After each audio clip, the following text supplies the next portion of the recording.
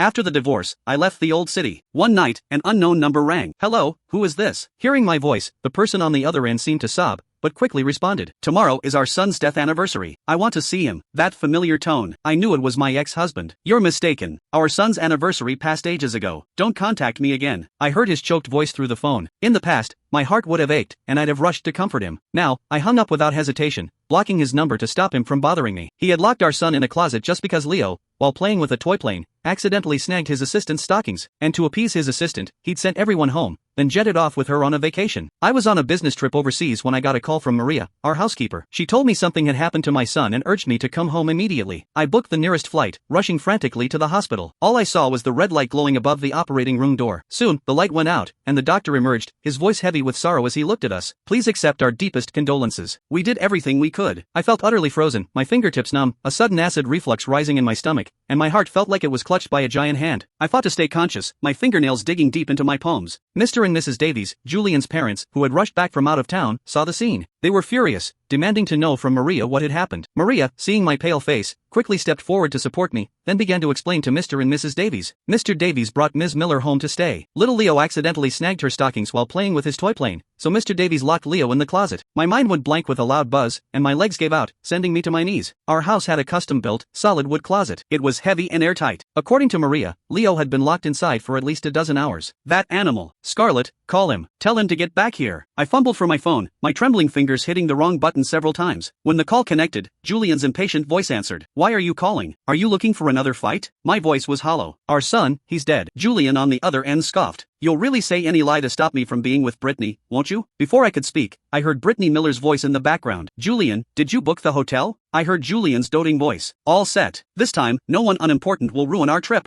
Brittany whined playfully. Last time, your family kept calling and bothering us. That won't happen again, right? Don't worry, I'll block her number soon. Brittany's tinkling laugh carried through the phone, her voice syrupy sweet. My stockings got ruined yesterday. You'll have to make it up to me today, big time. Beside me, Mrs. Davies' lips trembled with rage. She snatched the phone from my hand. Do you even know what happened to your son? You're still out there with that hussy. Julian's voice was cold, filled with impatience. So he was locked up for a bit. What's the big deal? If Scarlett hadn't corrupted our son, making him intentionally target Brittany, why would I have punished him? Mom, can you stop being so ridiculous? I married her back just as you wanted. What more do you want? Mr. Davies' face turned crimson with anger. He roared, you get back here right now. But from the other end, I heard Brittany's tearful voice. Julian, is it your family causing trouble again? Julian sighed impatiently. Dad, Mom, please stop this nonsense. Brittany and I will be back after our trip. The call disconnected. I felt completely hollowed out, staring despairingly at Mr. and Mrs. Davies. Leo is gone. I have nothing left. Let me go. Just then, the police arrived, having received a call. They took us to the station. Soon, the autopsy results came out. The deceased's cause of death was asphyxiation in a confined space. His fingernails were torn off, flesh ripped, and bones exposed. This indicates extreme struggle and attempts to break free before death. We've taken the house's housekeeper in for questioning. Now, please tell us what you know. After ensuring we weren't deliberately abusing the child, the police's attitude softened considerably. Maria, who had been summoned, was in tears. Mr. Davies was the one who locked the child in the closet, and to prevent us from letting the child out, he sent all of us away. I was worried about Leo, so after Mr. Davies left, I immediately rushed back to let him out. When I opened the closet, there was blood everywhere, and the child's face was blue. I couldn't imagine what Leo had endured in that closet. He must have been so scared and in so much pain. He must have been screaming for his mom to save him in his last moments. For a moment, the world spun around me, my head buzzing, and my body felt like dead weight, collapsing onto the police station chair. Mrs. Davies, seeing my state, couldn't bear it and pulled me into her embrace. Finally, Mr. Davies spoke. Scarlett, it's our fault. Our family failed to raise Julian properly. I covered my face with my hands, large tears rolling down my cheeks, and I sobbed, gut-wrenching cries tearing from my throat. 15 years ago, my parents died, leaving behind a vast inheritance. My relatives swarmed me, like vultures circling prey. At that time, Julian and I were practically childhood sweethearts. Mr. and Mrs. Davies stepped in, helping me secure my parents' legacy. The day Mr. and Mrs. Davies brought me home, Julian held my hand, his eyes filled with love and a firm determination to protect me. He had promised then that he would be good to me forever, that he would always protect me. But after our son was born, he grew increasingly distant and busy. Until I saw him, the man who claimed to be in a meeting, with his arm around Brittany Miller, splurging cash at the mall. I screamed, demanding to know why he was doing this to me. But he just shoved me away in disgust, looking down on me with contempt. Enough. Look at yourself. You don't hold a candle to Brittany. In that moment, I suddenly understood that all the love we once shared had vanished like smoke. Yet, a sliver of hope lingered in my heart. I quietly stayed home, caring for our child, managing Julian's life, hoping that one day he would change his mind. But this time, for Brittany Miller, he actually laid hands on his own child. Mr. Davies lowered his head, his face etched with sorrow, his voice choked. Our child was killed by him. How could our family produce such an animal? Tomorrow, after Leo's cremation, if you wish to leave, take his ashes with you. Our family has wronged you greatly. I struggled to my feet, bowing deeply to Mr. and Mrs. Davies. Thank you for your help all those years ago. I'm taking Leo and leaving this place. I won't be coming back. Please take good care of yourselves. Back home, Julian's call came in. Scarlett Hayes, how long are you going to keep up this act? Tell Dad to unblock my cards. Julian heard my silence and roared impatiently. Have you had enough yet? If you keep this up, we're getting a divorce. Brittany already has my child anyway. You can just take that dead weight of yours and get out of the Davies family. My voice was calm, numb. The child is dead. He scoffed dismissively. Are you going to claim I killed him, too? You'll really say anything to break up Brittany and me. He hung up, the phone beeping. At the same time, Mr. Henderson, the lawyer Mr. Davies sent, handed me the divorce papers. I signed my name without the slightest hesitation, my mind replaying Leo's voice. It was Father's Day. Leo had clumsily made Julian a handmade card, but Julian never came home. To this day, I still remember Leo's disappointed eyes. Mommy, does Daddy not like me? Why does Daddy never play with me or hug me? All the kids in my class get hugs from their daddies. I was physically and mentally exhausted. I curled up on Leo's small bed, the one he slept in before, and fell asleep. The next day, Leo's body was sent for cremation. As the incinerator hummed, I felt my own heart being burned into a handful of ashes. The staff handed me a delicate ceramic urn. The child who had just recently called me mommy in his sweet, baby voice was now nothing but a cold urn. Mr. and Mrs. Davies wiped their tears, looking as if they had aged 10 years overnight. They gently caressed the urn. After you bury Leo, could you please tell us the address? He is our grandson, after all. I nodded, my voice choked with emotion. I only have one request. Don't tell Julian where Leo is buried. I returned home to pack up Leo's toys and clothes. With each item I packed, my heart was pierced by a sharp needle. Leo's favorite toy plane still had his messy, childish handwriting on it. His neatly arranged picture book still held his innocent scribbles, with I love mommy written inside. My tears fell onto the floor, my hands trembling uncontrollably, as if I saw my son running towards me. I reached out to embrace him, but only grasped empty air. I finished packing. As I passed by the walk-in closet, I suddenly vomited a mouthful of blood. The open closet was covered in scratch marks, bloody streaks everywhere. Small, chaotic bloody handprints were slapped all over the closet door. It wasn't hard to imagine what had happened inside. I walked closer, step by step, gently tracing the marks on the cabinet. Then, I took photos and videos for evidence. I don't know what state of mind I was in when I did all this. I only snapped back to reality when I stood at the main gate, watching the moving truck pull up. Just then, Julian finally returned. His private jet landed on the tarmac, and as he stepped off, he saw Mr. and Mrs. Davies standing there, their faces grim. Behind him, Brittany Miller's face lit up with a triumphant smile. She stroked her belly, then linked arms with Julian. Julian frowned, looking at his parents' somber faces. Mom, Dad, what are you doing here? Where are Scarlett and Leo? Mr. Davies snatched a cane from nearby and lashed out at Julian. You have the nerve to mention Leo. How could I have a son as beastly as you? You killed our child, and you still have the audacity to parade around with your mistress. Julian instinctively shielded Brittany beside him, complaining. I just locked him up for a bit. I was about to tell my assistant to let him out. Is it really necessary to react like this? Mr. Davies clutched his chest, his eyes filled with profound disappointment. Don't you know? I personally saw Leo's body sent for autopsy. The medical examiner said the child suffered extreme pain and struggled fiercely before he died. Julian's face turned ashen. He mumbled in disbelief. How could this be? I just wanted to punish him a little. Mom, Dad, you must be lying to me, right? He saw the sorrow on his parents' faces, and a wave of unease flooded his heart. Brittany, seeing Julian's shift in demeanor, immediately looked distressed. She tightened her grip on Julian's arm. Julian, honey. Before she could finish, Julian forcefully shook her off and rushed into the house. There, in the center of the living room, was a black and white photo of Leo. The lawyer, standing nearby, placed the divorce agreement in front of Julian. His hands trembled as he flipped through the papers. The last page of the agreement bore my tear-stained signature.